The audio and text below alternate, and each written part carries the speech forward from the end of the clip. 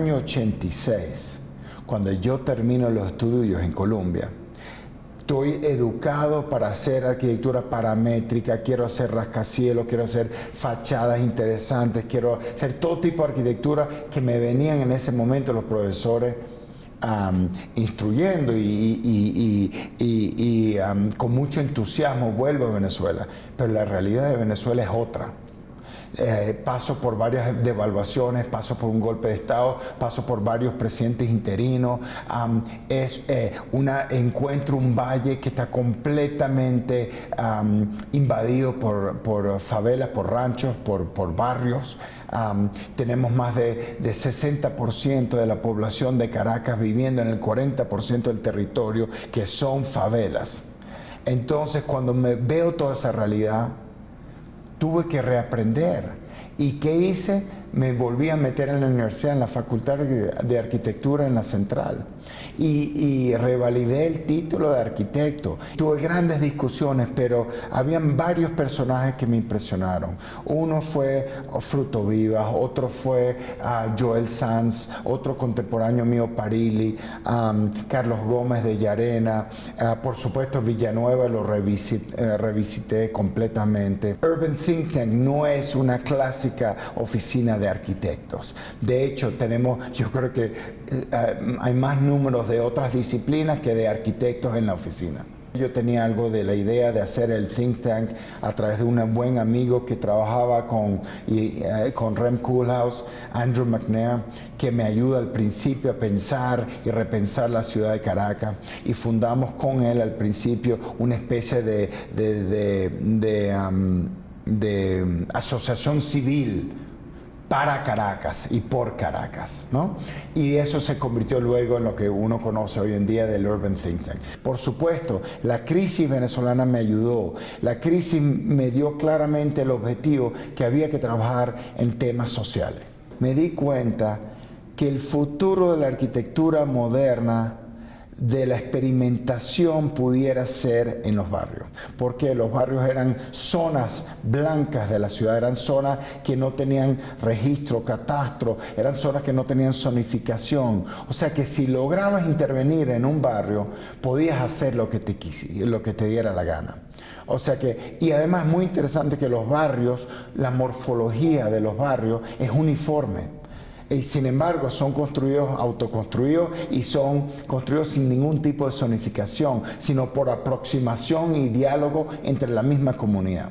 El problema nuestro de Latinoamérica y el problema de Caracas, y probablemente un problema genérico, es que todavía estamos pensando en el arquitecto formado master builder, el que signatura, el que hace la forma, y que la luz y el sol y el shadow y la estética es lo que mueve la arquitectura. Yo no digo que la estética es importante, pero lo social es igualmente importante en la arquitectura de vanguardia, como Le Corbusier, Alvar Aalto, y la lista es muy grande de los grandes proponentes del modernismo. Ellos todos trabajaron en el encuentro entre una estética que se encontraba con un contexto social muy fuerte. En la obra de arte se sitúa en el encuentro entre una estética o una formulación estética, una búsqueda estética, cuando se encuentra con una formulación y una búsqueda ética o social. Y es el encuentro y el discurso de esas dos cosas que forman las obras que tú tanto conoces, como la Maison Dominó, como las obras de Alvar Aalto más importantes, el United Pensions Fund para las pensiones en Finlandia, o obras de los constructivistas rusos. Había un elemento utópico social. Ahí es donde está la clave. Los arquitectos venezolanos todavía están engranados en lo que llamo yo late modernism.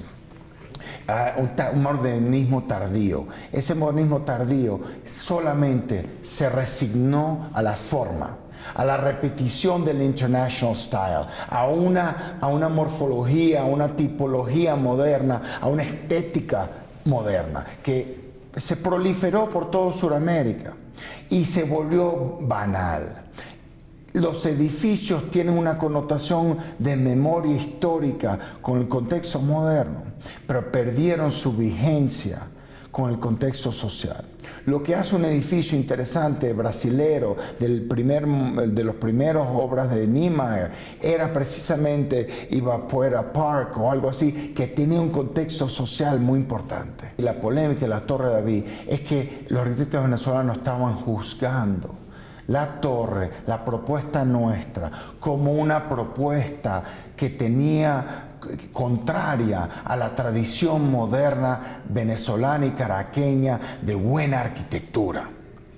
Entonces, pero no se dieron cuenta que la arquitectura ha cambiado, que el siglo XXI trae otras cuestiones, que el arquitecto, la profesión del arquitecto ha cambiado, se ha ampliado. El arquitecto ahora hace discurso con sus edificios. El edificio, la Torre de David, es un discurso filosófico sobre el boom and the bust, sobre la metáfora de crecimiento de Venezuela y el idealismo de Venezuela como primera potencia global, ciudad global, y el decaimiento de Venezuela como una ciudad, digamos, barrio, ¿no? El barrio global. La torre representa una dialéctica no resuelta, intelectual, entre un objeto, que es la estructura, y un contexto, un subject, un sujeto, que son las personas.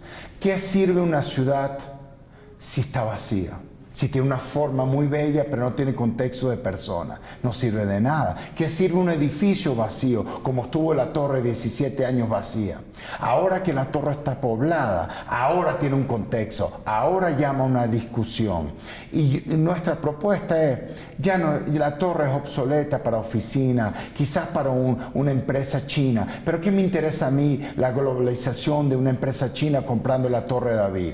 A mí me interesa que la Torre de David sea un experimento urbano, y yo le tiro a los candidatos, le tiro al gobierno actual y le tiré a todo mi gremio arquitectónico que rescatemos la torre, pero no en términos convencionales, sino que lo utilicemos para generar energía 30% con eólico en el techo y con fotovoltaico, que hagamos crecimiento de plantas, urban farming, de agricultura urbana, que estructuremos la torre con ascensores y con rampas para crear que la calle suba a lo largo del edificio, que el edificio sea semipúblico, que sea multifacético y que sea no solo dedicado a vivienda, oficina, que sea como Parque Central, que fue una utopía de los años 70, pero que hagamos una versión nueva, siglo XXI, con la gente, no sin la comunidad, con la comunidad. Entonces la gente me criticó: ¿cómo vas a endosar tú o cómo vas a proponer que los que invadieron y ocuparon la torre se queden con la torre? Yo lo que les dije: está bien, si tienes una solución mejor, ¿dónde los vas a albergar? ¿Lo vas a sacar de la ciudad 2 horas fuera de la ciudad? ¿Vas a hacer vivienda social? El gobierno no ha podido ni siquiera implementar un plan de vivienda social con suficiente contundencia. Por ello, poner la torre como una solución siglo XXI de vivienda social remodelada, y ahí fue la interpretación. Ellos no entendieron que había todo un proyecto de remodelación de la torre, que estaban los monitores en la parte de atrás en la presentación de la Bienal. Pero a nosotros no nos pareció importante poner al arquitecto delante. Nos pareció importante poner la polémica, el discurso y crear lo que llamamos nosotros la nueva postura de Urban Think Tank, digamos, lo que estamos trabajando hace años, es el arquitecto gestionador de políticas. Y precisamente la ciudad es política congelada. Y el arquitecto tiene que ser el activista que suelta ese valor que está ahorita congelado.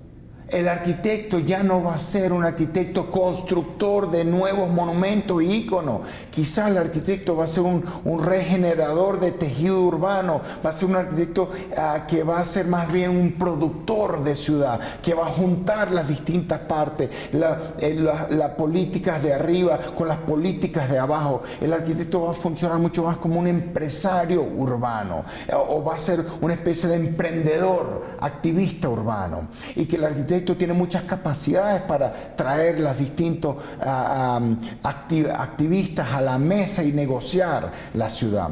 Y quizás el último punto más importante es que quizás mis colegas venezolanos no entendieron que en Venezuela o Caracas es una ruina moderna. Y la forma de rescatar Caracas no es construir nuevo, sino es rehabilitar lo que ya existe, construir la ciudad nueva encima de la ciudad vieja.